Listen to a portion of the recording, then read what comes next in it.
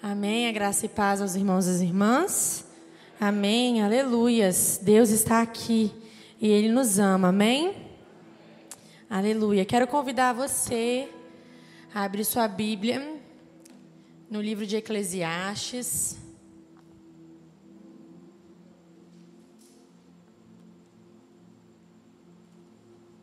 Capítulo 7, apenas o verso 8.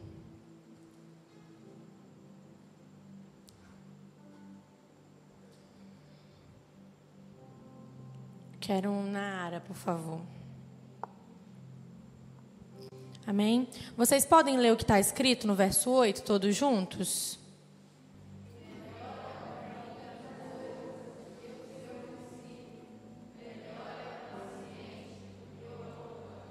Melhor é o fim das coisas do que o seu princípio.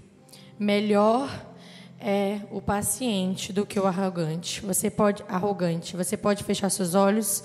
Pai, nós te louvamos mais uma vez nessa noite, porque nós sabemos que o Senhor é o convidado especial deste culto. Nós estamos aqui para te adorar, para te bendizer, para trazer louvores, para trazer nossas ofertas, para trazer nossos dízimos. Mas neste momento nós queremos que a tua palavra, Deus, ela entre sobre os nossos corações, Deus, e traga renovo, traga transformação, Pai, paz, conforto, confronto. A tua palavra é aquela que liberta, é aquela que traz algo novo sobre as nossas vidas. Pai, o Senhor sabe, o Senhor é aquele que sonda os nossos corações. O Senhor sabe como nós entramos aqui, a necessidade de cada pessoa, Pai. Então, nessa noite nós já te pedimos, entra na causa de cada um. Faça algo nas nossas vidas, Pai, na vida daqueles que sofrem, na causa de cada um que trouxe aqui nessa noite. Nós te louvamos em nome de Jesus. Amém. O texto vai dizer mais uma vez: melhor é o fim das coisas do que o seu princípio. Melhor é ser paciente do que a arrogância. Quanto de nós aqui já começamos algum projeto que Deus colocou sobre os nossos corações?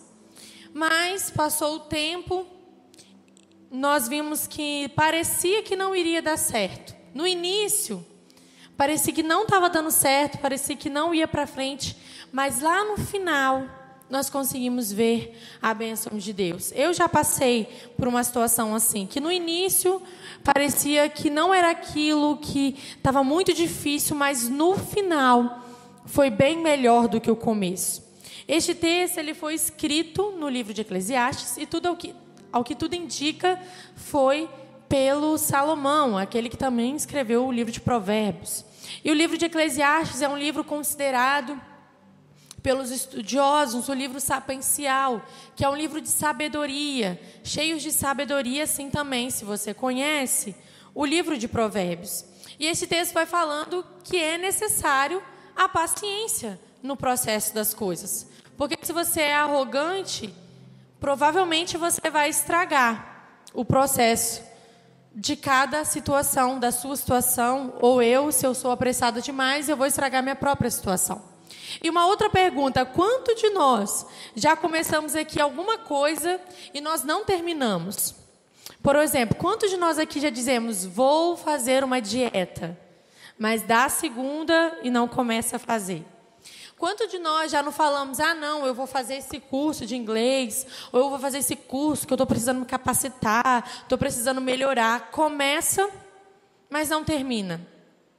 Ou fala, não, eu vou mudar a minha vida vai ser melhor, vai ser mais saudável agora. Começa, dá uma semana, né, a ansiedade, a dificuldade, as tentações de comidas vão chegando na nossa frente. E facilmente nós esquecemos daquilo que falamos e daquele propósito que nós traçamos.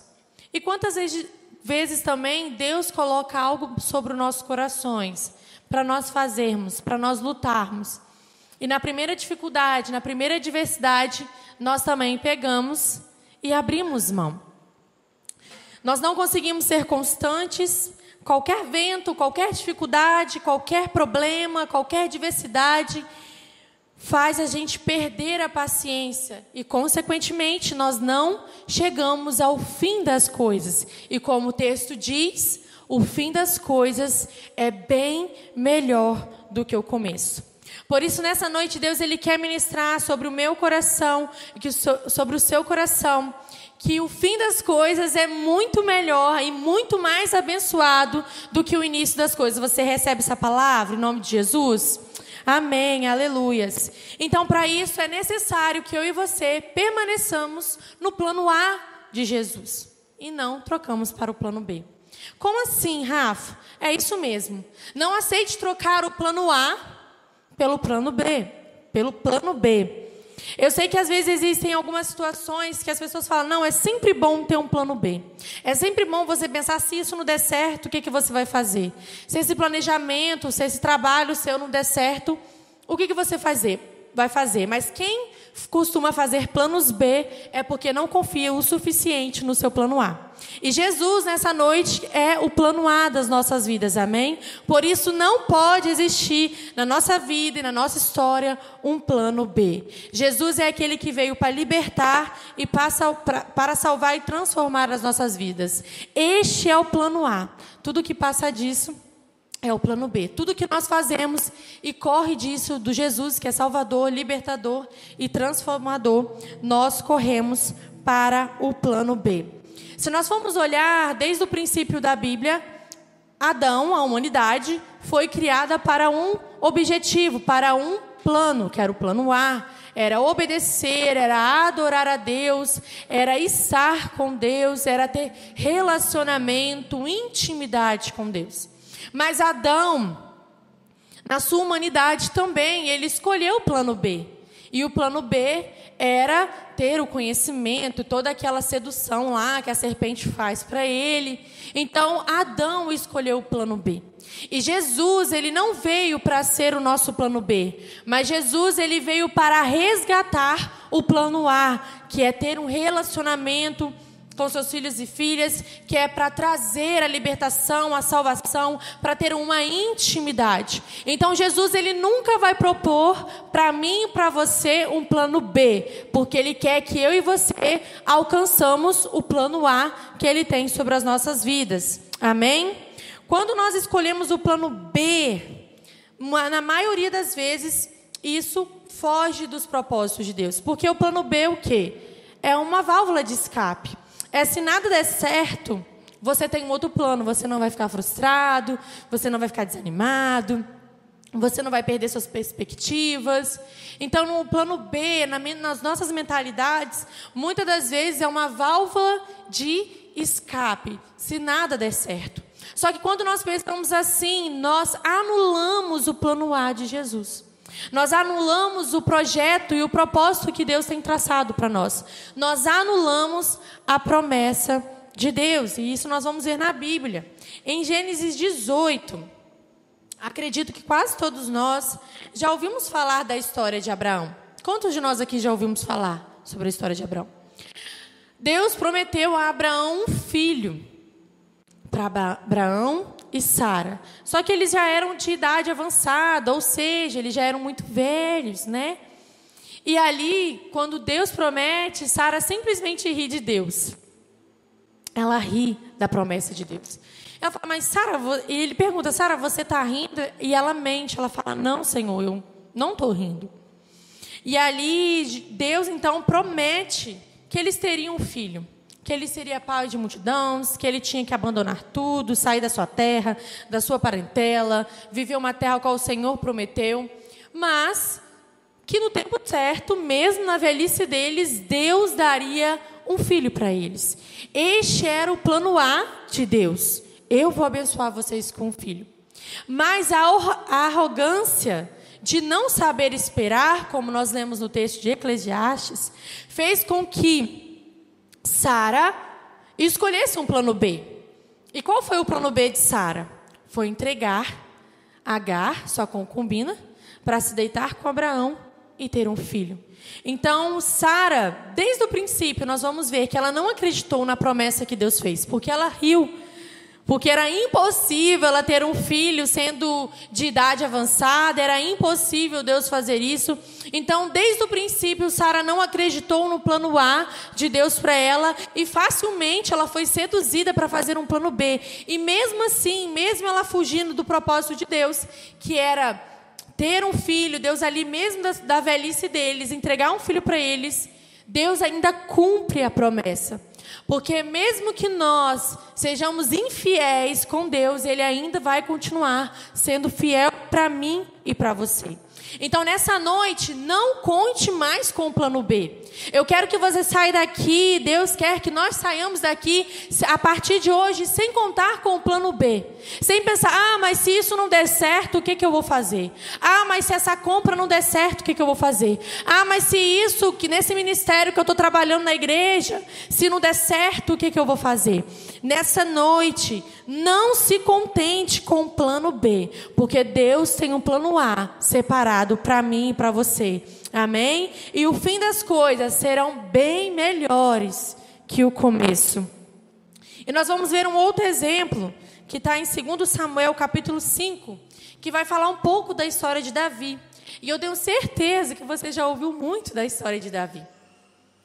2 Samuel capítulo 5, verso 6. Nós vamos ler o texto.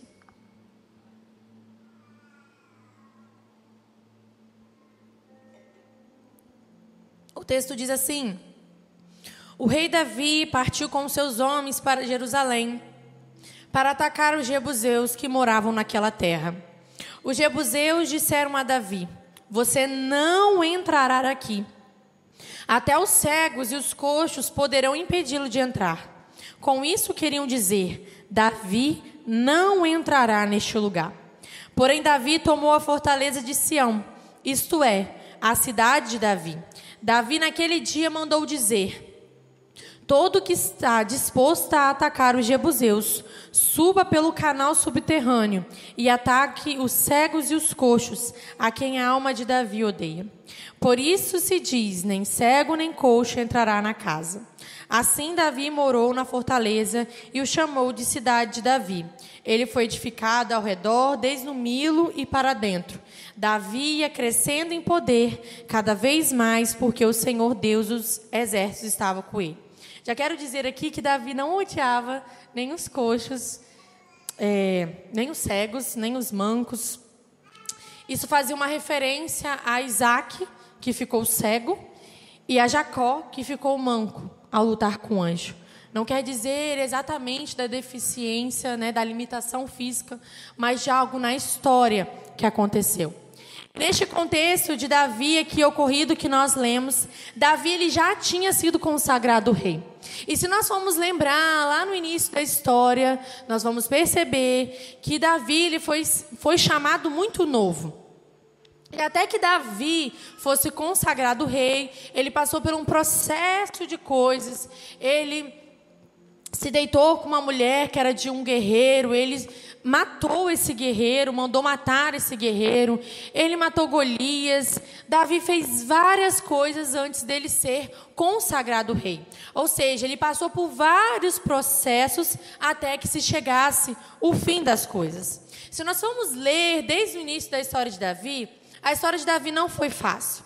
Quando Deus manda alguém ungir lá da casa de Jessé um dos filhos para ser rei de Israel, primeiro nem convocaram Davi para essa consagração.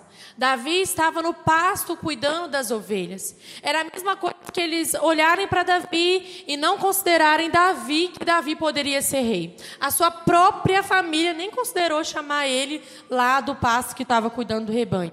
Mas foi este homem que Deus escolheu.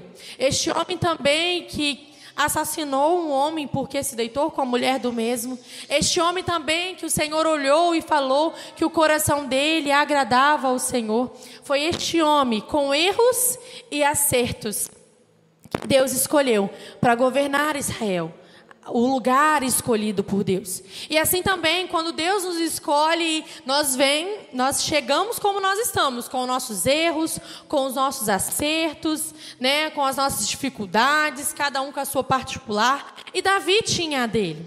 Só que Davi chegou um momento que ele reconheceu que não dava mais para ele ficar trocando os seus planos. Ele precisava confiar no plano A do Senhor. Então Davi ele foi consagrado rei. E naquela época, quem era consagrado rei, no Antigo Testamento, era considerado ungido do Senhor. Aquele que quando falava era a voz do próprio Deus Sabe, era aquela pessoa que era